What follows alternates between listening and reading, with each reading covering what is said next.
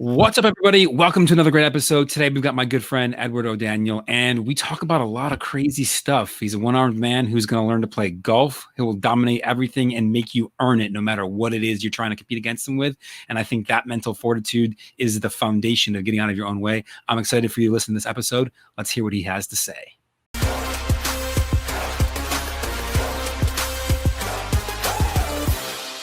What's up, everybody? Welcome to another great episode of the GOOYOW Now Show. I'm your host, Bob McIntosh, and today we have the one, the only Mr. Edward O'Daniel. And Edward, I always call you Ed in my head, and then I realized I don't know if you'd like to go by that or not. I don't think I've ever actually asked you that or not. Ed or Edward is fine here. It's like the old airplane movie. Don't call me Shirley. Fair enough. So we met a number of years ago through a real estate investing organization, and to be honest, I feel like we just kind of clicked when we talked. He's a super genuine guy. He's gone through a lot of interesting stuff, of which we're going to share some of that today. As you know, if you're watching or listening to this show, this is all about getting out of your own way. And this singular individual right here has had to go through probably more than his fair share of things of getting out of his own way. And we'll talk about some of those as we go along. But as always, what's interesting to me and why I continue to do this show is we have great conversations. And my goal is to bring each and every one of you different, unique perspectives, right? It's not just about saying, oh, let's interview the biggest and the greatest. Not that there's anything inherently wrong with that, because they offer a lot of great perspective as well. But sometimes just people that you might not run across in your average day to day, who are just awesome individuals who have had some form of success getting out of their own way in every kind of way, whether it be physical, mental, emotional, all of those things I think are important because they all impact our businesses every single day. And that's why I'm very excited about this episode, because I believe it brings a unique perspective that not many of us have had to face, but could definitely learn from this individual. So Edward, thank you for being on, man. I appreciate you coming on and being here. Thanks for having me, Bob. It's awesome, man. Good to see you again. You're looking good. Trying to anyways. So for anyone who has not met you, which some of my audience actually might have, just because of our coexistence for a number of years and overlap of people that we know. But for anyone who hasn't met you, tell them a little bit about who you are, what you do now, where you're at, and then we'll go from there. Awesome. Well, I tell you what here, Bob, I would have to say I'm probably going to be a unique individual. I'm one of those kind of guys when you see at the conference, you remember years later because I stand out. Why do I stand out? Because right now, I'm a disabled veteran, and I'm missing my right arm. So this is what my left arm, and my right arm is gone above the elbow. So when people see me, they honestly, it's kind of funny, Bob. A lot of people don't even realize I'm missing an arm at first because I'm just so natural in how I appear and just move. People don't even. I've had conversations with people and come back to them later and go, "Oh my God, I didn't even notice that." So anyway, that's sort of my unique situation. But right now, I'm really just enjoying. I'm in the St. Louis, Missouri area. I'm just really enjoying right now running my property management company. I'm doing fix and flips, rehabs, and we actually just started earlier this year an education portion of that where we're educating landlords on rental properties to buy them effectively so that they can effectively cash flow them. We've seen enough people come through our company buying properties wrong and then that affecting their cash flow for the next year. Even though we're able to fix that, it hurts. So, we want to fix that before people get into that problem here. So that's why we started our educational arm at theveteranlandlord.com. So that's where I'm at right now. But sorry, go ahead. No, go. Yeah, that's perfect. I think that's super useful. And look, there's especially these days, there's so many people buying real estate who have no context of what they should be doing. They just hear it's a good investment, so they dive in. Well, they dive in. That's true. But let me take a few steps back here. I obviously didn't just fall out of bed and land where I'm at. It took a lot of hard work, but this is actually my second career. My first career was actually spent 18 years in the IT business. Now, I'll kind of get back to that. But even prior to that, let me kind of give you some pre-frame here. Edward O'Daniel, 17 years old, not a great high school student, maybe C+ person. One of the first, nobody in my families went to college yet. So at the age of 17, when I graduated high school, I entered the military early, the United States Army, go Army, with the old GI Bill. If people remember that. I got $25,000 for being in service for 3 years. So I said, hey, it's a way for me to pay for college. Let me go ahead and move forward. And actually at the time, I had to have a parental waiver I'm sure it's the same way, but joining at 17, you're not a legal adult yet. So you can't sign a contract yet. So you have to have parental consent if you want to. It was only like a month and a half early for my birthday, but I had to get a parental consent. But regardless, joined the military, excelled very well. Me and the military just clicked. I got medals. I got commendations. I got a bunch of other things for just really clicking with the policies and procedures that the military has with their standard operating procedure. If you've ever heard of that, SOP. Oh, I've heard that. My earth science teacher, who was a vet, that was a phrase that he banged into our heads, and I don't know, what was that? Maybe ninth grade, I think. So.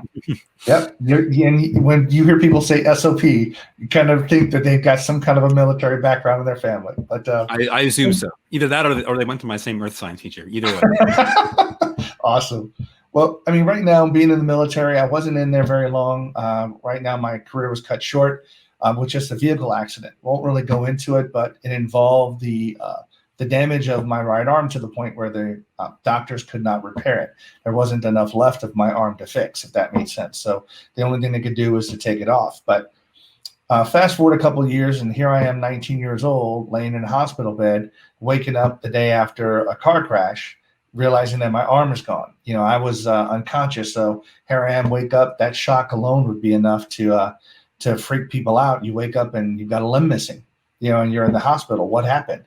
So after the initial shock and so forth here, I mean, I kind of went into a pity party, pity me kind of thing, just sitting there. I had my family, my relatives came down, but I was in the hospital obviously for months trying to recover. And that's a hard thing.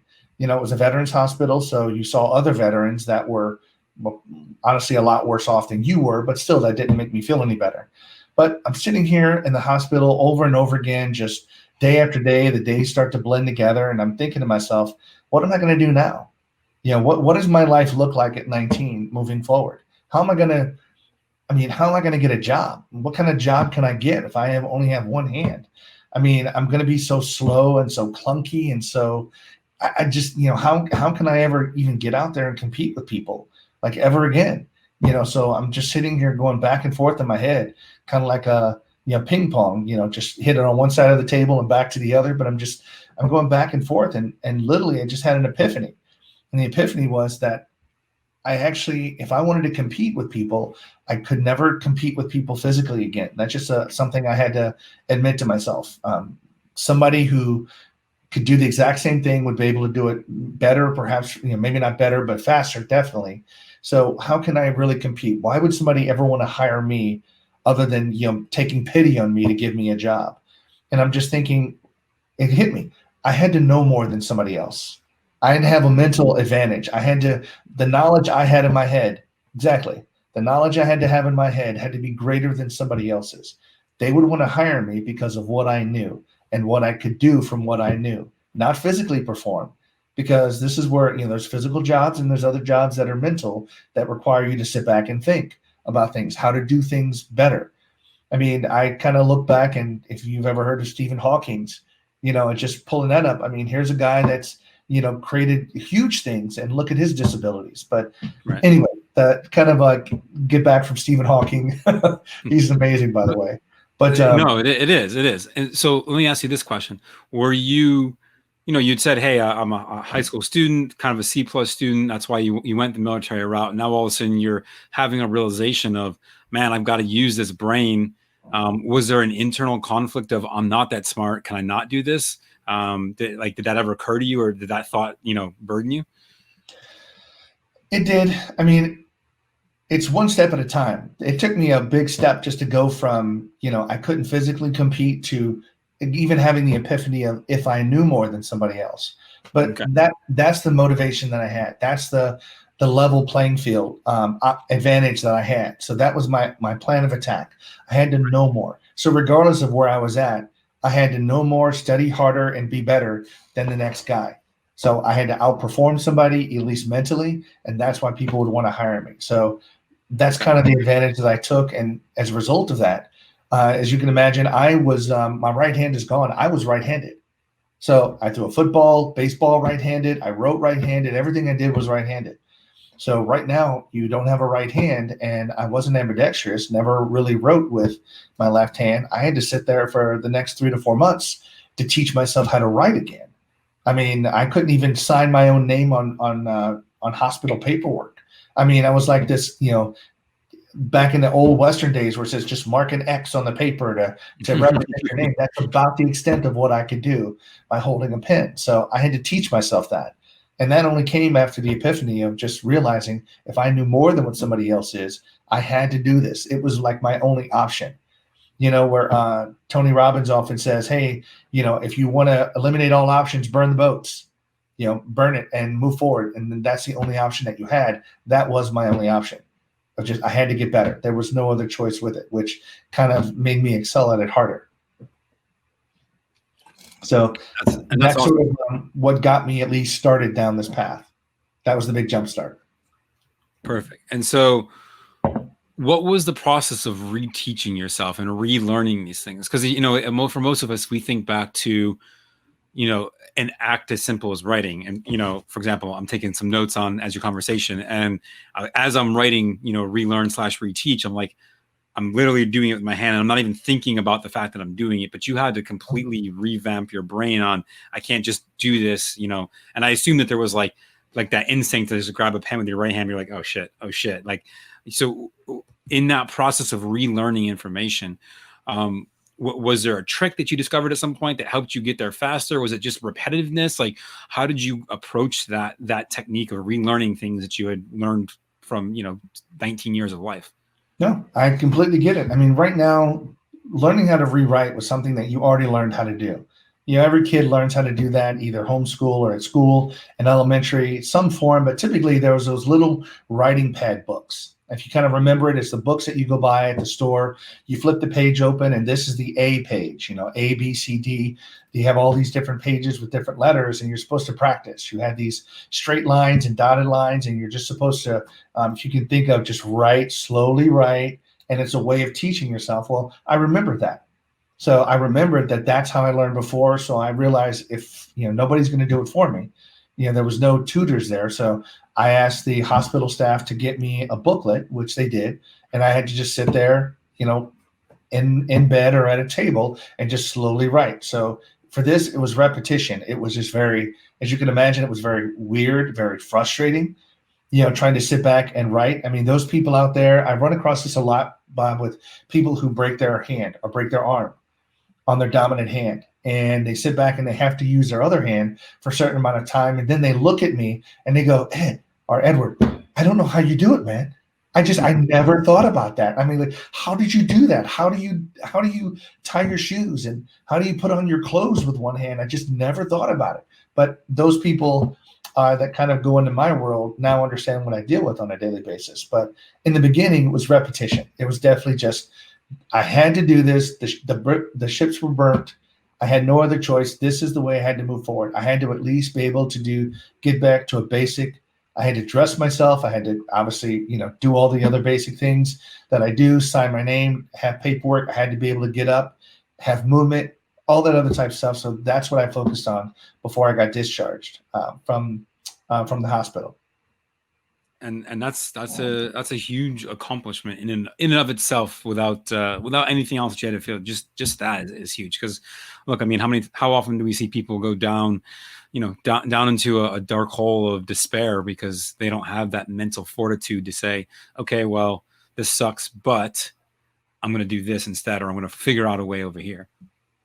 Well, and you mentioned something earlier just about, as things happen, it took me even up to 5 or 10 years after that to reteach my brain how to not reflexively reach out with things with my right hand. Because, I mean, there are times, obviously, where, something falls over, you knock a glass over, or, something's falling off of something falling off a table. You don't even think about it. It's reflex. You just reach out and grab it. And there's often times where I reached out and it's like, I would have caught it if I would have had a right hand, but nothing was there. And I'm like, oh.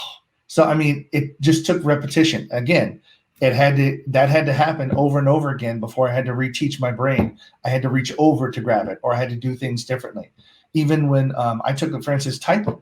I took typing in high school. That's one of the classes that my class took. So with two hands, I mean, I was 100 words a minute or something. Wasn't like super, super fast, but I could type with both hands. Well, now if I only had one hand, computer industry, this was again the early 90s. So the computers were coming of age at that point in the early to mid 90s, laptops and desktops and things like that. So I had to learn how to retype again. So I couldn't do the standard typing. I had to think differently about how I'm typing because one hand had to go through the whole keyboard. So it's a retraining of it. And there was no training about that was available. You just had to do it, and it's like the phrase necessity is the mother of invention. Mm-hmm. That's what you had to do. I mean, I had no choice. And I just had to keep thinking, other people can do this. I have to do it too. Now, I might not be able to do it as fast, but again, I had to be able to do this. That was what I kept telling myself. I had to do this. I had to get going. I had to make sure that I can make this happen. And that's awesome. Like that's what it takes, I think. And not just in this particular instance, which obviously is true, but in a lot of whenever we're facing a frustration in our lives, and it's something that we need to relearn or redo or get better at, it's that, okay, this is something I have to do. I want to go. I'm sorry, go ahead. No, go ahead. Oh, I was just wanting to sit back and just saying, so often students have this problem here. They get so caught up in their own thing. They have to just sit back and just listen, because, both you and I worked in the real estate and the coaching sort of industry. Students have to learn to just be able to do what the coach says, regardless of what you think, you have to do it, even if it seems silly or whatever, but this is what you have to do to get where you want to be. And if you're not willing to do that, then you're not willing to get to the destination from that particular point. So again, repetition. If repetition is what it takes, this is what makes students successful and other students not, because they're willing to put the repetition, the time in, and other people aren't. So that's 100% true. So I want to ask you a little bit about, you mentioned when this first happened, there was like the pity party at first and some frustration over this. What was, something that I think happens a lot, especially with entrepreneurs, is whenever we fail at something, or there's something gets hard or difficult, or we face a challenge that we're not sure how to overcome, or more importantly, or not more importantly, but more specifically, if we fail at something, we think, oh, I can't do this. I'm not made for this. There becomes a pity party that, and many times I've literally seen it consume someone to the point of which they end up handicapping themselves from whatever they're doing. And like, for example, one of the ways that I see this happen a lot is someone having taught, tens of thousands of people about digital marketing. They come and say, oh, I'm not a tech person. They've already given up on the idea that they could learn technology. That's not even something that they want to tackle. Right. So I see this all the time. But obviously in this case, you're facing something that you had this pity party for yourself for a minute. And then you said, okay, no, I have to get out of this. Was it just, what do you think, do you attribute that to, that the desire to say, no, I'm not going to just sit here and stay in my pity party. I'm going to work through it and find a better way? I can tell you in one word, Bob: fear. Okay. I was strictly afraid that I would not be able to support myself. Okay. I was afraid of not being able to just be out in the world, to be a homeless person, or, to be one of these people that would not be able to do anything. So that's where I was just like, the fear of being nothing or losing or not being able to move forward scared me to the point where the other option didn't seem to be so bad. So that's what the driving factor was. It's like, you do this or, whatever, you're not going to have a place to live. You're going to be out on the street. And that really wasn't true. That wasn't my situation at the time, but that's kind of what I told myself. You need to be able to support yourself. I mean, I was 19 years old. I was a man. I was an adult. How am I supposed to support myself? I'm not going to have somebody else support me. I'm not going to be able to do that. So these are the things that were going through my head when I'm sitting back trying to overachieve that. And that drove me to make all the work that I did seem not so much.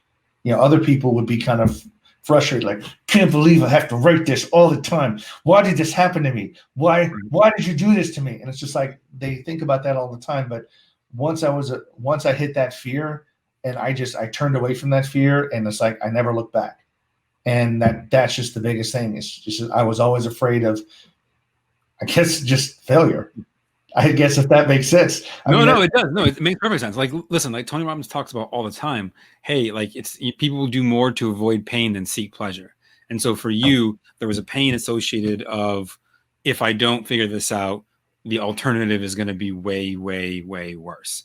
And I think that's something for a lot of people to think about, right? Like, what's the alternative? And I'd be willing to argue that most of the time when someone just stays in that, they have associated the current pain to be more tolerable than whatever it's going to take to get out of said pain.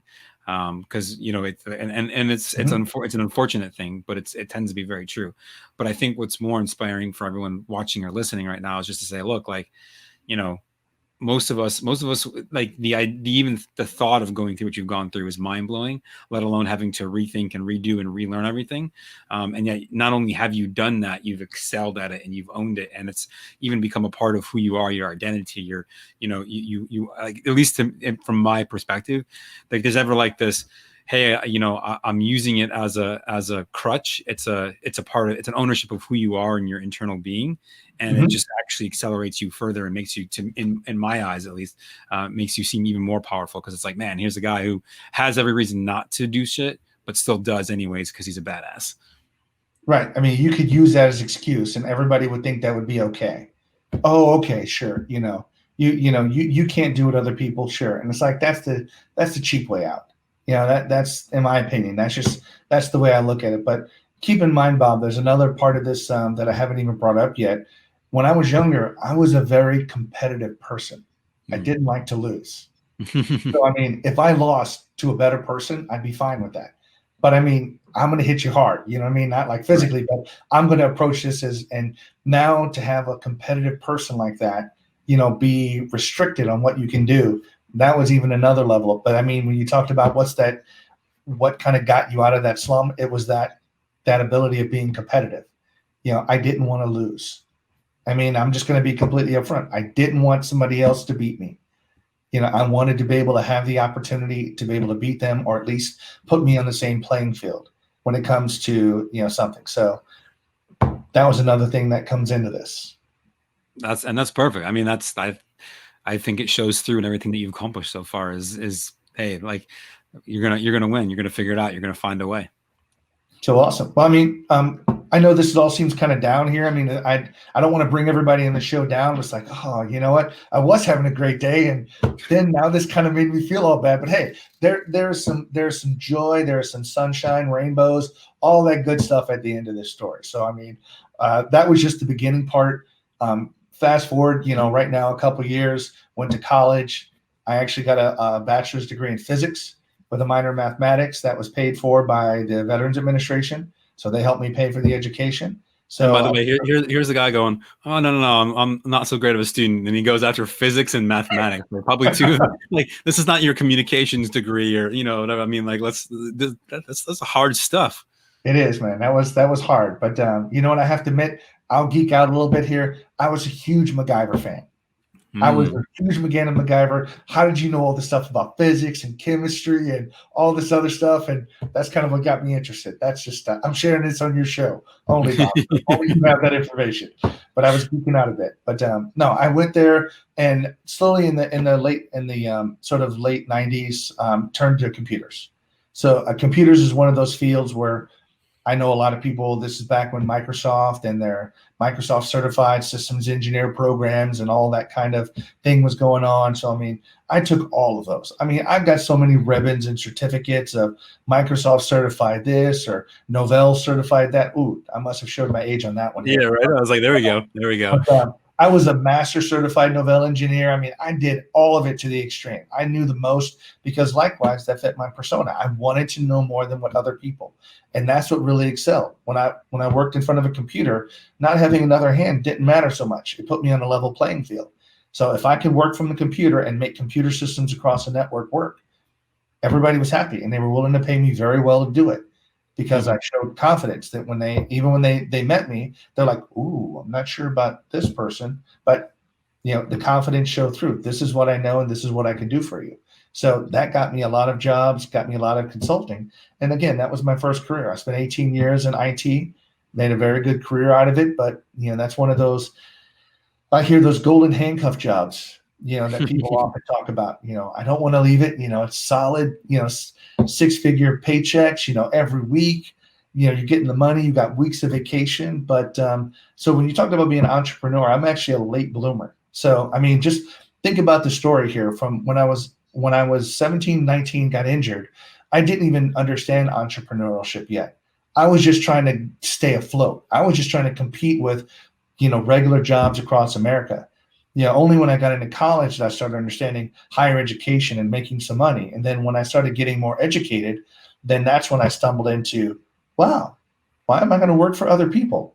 I can take this knowledge and put it to work for myself and have a completely different life that I want and still make just as much money and be free from the timetables of having to go to a 9 to 5 every day. So that's been the progression of it for right now. And again, I love the IT, but I see a lot of people in IT switch over, to real estate. It's easy to kind of switch over, but unfortunately in IT there is a lid. You do hit a lid, and unfortunately with certain companies, IT people are the first ones to kind of get let go when they're trying to cut the fat because they're the most heavily paid. It's a necessary skill, I get it. So you talked about being techie. I'm techie. I'm the tech person. I get it. And I'm sure we could probably nerd out for the next hour on just that. Absolutely. So was real estate really the first foray, or I know you said you'd done some consulting. Was that sort of the first foray into entrepreneurship? Like, how did you head that direction? And was there any hesitancy on your end, or at that point did you already know I got my knowledge, I'm good, I can roll with this? Sorry, let me clarify. The consulting was really more in IT. So I kind of worked for companies in the beginning, worked for some education, some universities and things like that. And then did consulting because when you work as a consultant and you're able to bill you for a much higher rate, of course, they can afford to pay you a much higher rate. So I did consulting up into sort of my, mid 30s or whatever, and, mid 30s to 40. So again, I'm a little bit of a late bloomer here, but, right now, at some point, it's kind of hard to make that transition. I'm sure people out there can relate to me. I'm married, had a wife, we've been married, going to be 24 years this year. We've got 2 daughters. We have kids growing up. You don't want to disrupt the cycle. You want to give them a happy life. You're making all this nice money, living in a nice house, and things are easy. That's what got me, Bob, is things are easy. You get into that rut. You wake up every day, you put on your clothes, you go to work, you do this, you come home at 5:30 in the evening, you have dinner, you play with your kids, you watch a movie, whatever, do something, and then you wake up and you do it again. But then after months and months, years and years of that, you have to sit back and ask yourself, is that what my life is going to be about? Is that what I want for myself? To sit back and just go to work every day? Where I had to be there, and I'm watching all of these other people. This is when you start seeing all these YouTube videos about people, living, honestly, like you, Bob. I mean, I have to admit, I'm a little bit jealous, but hey, it is what it is. We've got different lives, but people that roam around, they travel and be able to do some things. I'm like, I want my life to be more like that. Well, that's not going to happen where you're currently at. So then we had to make some changes. So it's kind of hard making that second career, in your 40s, whatever, just like, you know what? I want a do-over. I want that do-over button. I had my career. I went the wrong direction. Whoop. I want a do-over. And now I get to restart again. But that's just because I was smart in my first career, planned ahead and so forth. But I'm happy, Bob. I mean, there's things I deal with every day from just obviously being disabled. But I look back at that, that 19-year-old kid, and I'm just still kind of in awe, just like, damn, that was me.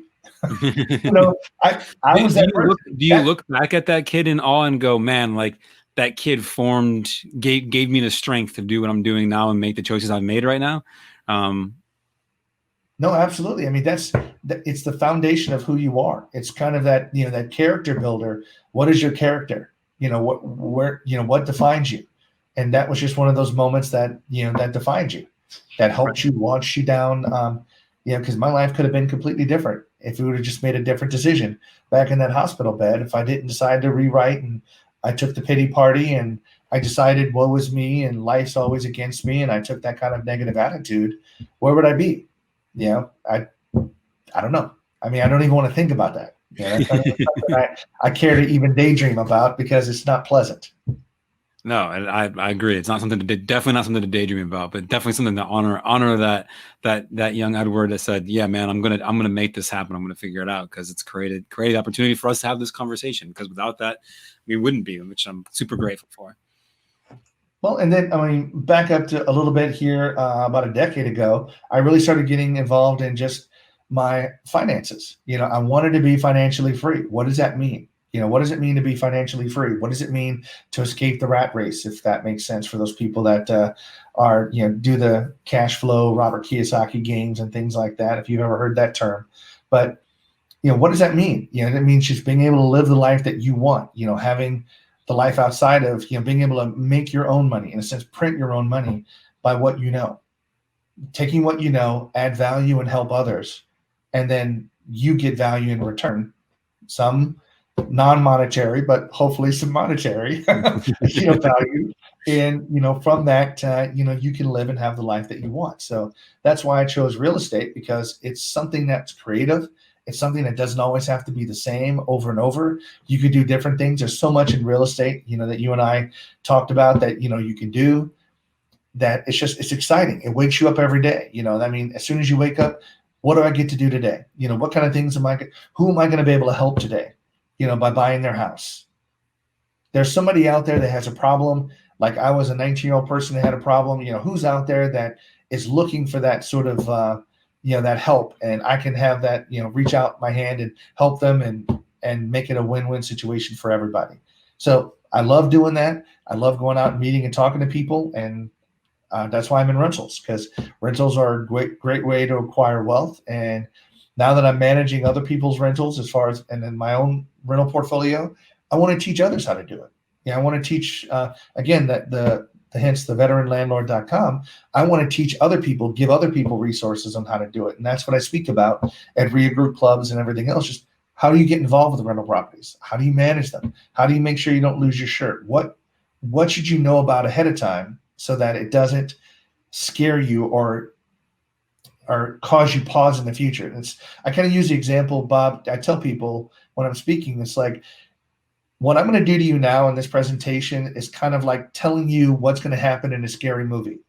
Like if somebody told you, watch out here, in 5 seconds, somebody's going to hop out from behind there with a machete and start chopping at people. If somebody tells you that, and then you see it 5 seconds later, you're like, man, you blew the movie for me. It wasn't even scary at all. You told me what was going to happen.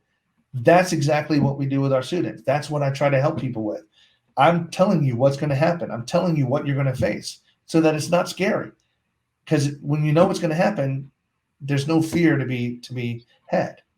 Yeah. Fear is derived from the unknown of what might happen. Ooh, that was a good one. I'm pretty sure I got that from somebody else. I don't think I'm smart enough.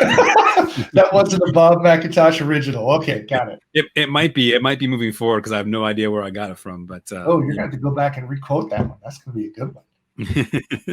But no, it's I've really just been enjoying things, and it's just every day it's something different. I mean, right now, but the biggest thing I keep up is just having a positive mental attitude. And it kind of made me think, I saw one of these memes. Of course, there's lots of memes, right? All over. So many memes. But it was actually a meme of a soldier that had both of his legs blown off above the knees. And it was kind of a quote on there. And the quote was just saying something like, how can you have such a positive attitude, and both your legs are gone?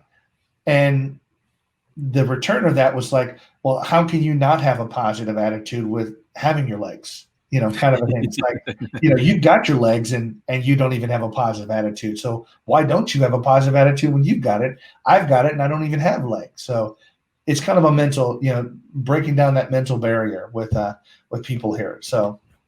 No, and that's perfect. And I think, I remember you kind of asked me like, hey, what are we going to talk about? What are we going? And for me, it's about that. It's about bringing in different people with different perspectives. And I think that what you just said about the meme with the legs is the perfect encapsulation, right? Like here you are facing something at a young age that dramatically is going to change every aspect of your life. And yet you're thriving despite that. you're crushing it more so than most people who have every advantage, everything, that have all of their limbs, and maybe were A+ students or came from the right place, the right family, have college graduate parents. Like there's a million things that were excuses for you not to do what you're doing today, and yet you have. And if I can summarize a little bit, I think of what makes you, it's going back to that competitive attitude of saying, I'm not going to lose, I'm going to win. I don't know how. I may have to relearn some things, but it's not going to stop me. Is that a fair assessment? Right. I'm going to make you beat me. I'm not going to give it to you. You're going to work for it. And that's actually funny because believe it or not, Bob, I've actually just here this last year taken up golf. So, and I mean, that's something that it's possible to do. Does take a lot. Obviously, trying to do that, it's a bit frustrating, but it's kind of funny because I was playing golf earlier, not earlier today, but just earlier this year. And I have friends of mine that they don't try to be jerks. They kind of play with me because they know me, but they're like, hey, dude, Ed, I just want to let you know, I'm not having a one-armed guy beat me in golf. I could not take that in my ego. And, me being the competitive guy I am, I'm just like, okay, I'll let that go. I'll let it slide. But again, I'm not going to give it to you. I'm going to make you work for it. So right. Remind me never to play golf with you because I am terrible and you would probably kick my ass. I was at Top Golf recently with one of my good friends in Dallas. And we get there and he's like, so how good are you at golf? I assume you're pretty good since you're like in the business world. I was like, oh no, I'm terrible. And like, the whole time we're there, he's just like, dude, he said, I know you said you were bad, but geez, I was like, hey man, I came to Top Golf not for the golfing. I came for the great drinks, the good company, and maybe occasionally I'll hit a ball in the right direction, kind of. For the experience. That's why you go to Top Golf, to have that Top Golf experience. Absolutely. 100%. Okay, so what prompted you to want to take up golf? I needed, there's a whole other story behind that, but probably about 6 or 7 months ago, I wanted to I told you earlier about sort of living the life that you want. I was working so much in my business, being an entrepreneur, got my head down. I said to sit back and I was listening to a bunch of stuff and I was letting other parts of my life go. So letting hobbies go, as far as, any hobby that you had, well, work isn't your hobby. You can't have work be the only thing that you do. You have to have other things, even if it's going someplace and shooting darts or playing golf or, playing tennis or something like that. These are sports that I can play and I can be competitive at. I just have to get better at them. And it just takes repetition and practice for me to be able to do that. But it was just to make a more well-rounded me. I wanted to, I wanted to have something else to do with my friends and to expand my circle of friends into other areas socially, other than, going out someplace and, having dinner or something like that. So Makes something sense. that we can have more of athletic, more activity physically in it. And just kind of, getting back to my friends, I wanted to make sure that I spend time with my friends in a way that I wasn't just like the go out to eat guy. You know what I mean? So don't call that guy. All he wants to do is go out and, go out and get something to eat, or he always goes to the same place. She goes, oh, well, there's other things that we can do. Hiking, things like that I am capable of doing. So that's what it is. It's just to make a more well-rounded me and just to show people that I can, because people out there, when they look at me, man, I get a lot of double stares and triple stares out on the golf course. Because it's almost like, it's like a double take. They thought they missed something. They'll look around and they'll look, their eyes will pop back. It's like, did I just see what I thought I saw? So it is fine. I mean, by the way, I'm 100% picturing you just like with your arm up, holding the golf club, but lasso swinging it, and then like running to the ball and smacking it. Like, I have no idea. I'm sure that's actually not at all what you do, but for some reason, I'm just with just pure glee of like whacking that shit, and it like goes like 400 yards, and we're just like, what the? What just happened? Exactly. So that's one of those just competitive things, and it goes back to just being competitive too.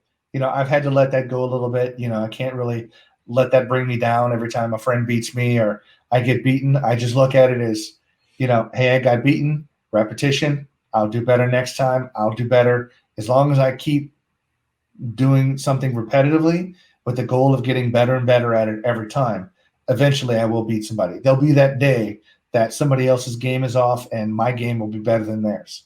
So I will beat you, but I will make you work for it. I love that. I love that. And that's it. If you're watching or listening to this, how can you adopt that same mental attitude into what you're doing? Because it's going to push you to get out of your own way and be successful, and no matter what you're doing.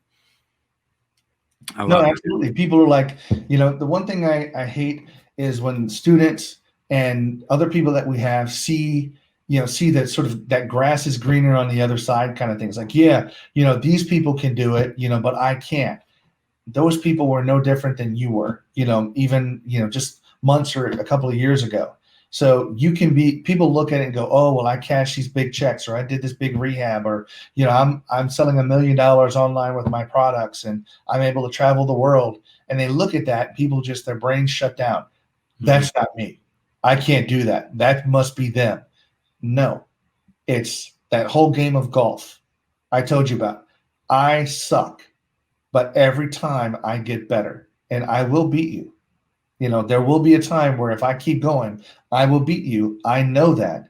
It's just a numbers game. Let's kind of sit back and just keep crushing through it. And at the end of the day or whatever, it might take me a year, but there'll be a day where you look at the scorecard and I will beat you. 100%. Because I don't give up. I keep trying. Challenge accepted. Hold my beer. Let's go. Like I said, I tell people, it's like, I even kind of challenge people. It's like, hey, I just want to let you know we're going to have some fun, but I'm going to beat you. You're going to lose. And I just kind of, talk crap like that right in the very beginning. Like, oh, really? It. Really? You're going to beat me? Hey, I'm just letting you know right up front. I'm just, before we even get started here, so you're not angry, upset at the end, I'm just letting you know I'm going to beat you now. Just playing that psych game, That's awesome. I love it. And you know what though? But that confidence carries through. That confidence creates the ability to go after challenges, knowing that, hey, even if I do lose, I put it out there and I know I gave my best. And I think that's something that's invaluable, and especially as a business owner or just in life and period. No, people can see it, Bob. People can see that confidence, and I think they could probably see it more in somebody like myself, because they look at you and figure you would have a lack of confidence because of what you are. Just like when you see other people speak, when you see, other disabled or handicapped speakers, motivational people get up there and talk, and you look at them and you're just like, man, how can I possibly have that attitude if I'm them? And then that makes you reflect inside of yourself saying, man, if they can have this kind of stuff, I must really suck. If I can't at least have the same level, if I can't bring that same energy to the table as this guy, what's wrong with me? There's nothing wrong with me. I have every advantage over this person, but that it's just that kind of mental fortitude that people see, and they're just like, they feel it whenever you get up and you speak. They're like, wow, this guy's got this, but I mean, he knows his game. I mean, he's on top of it. You can just feel it. And then the whole thing, again, that's why people don't even notice that I'm missing an arm.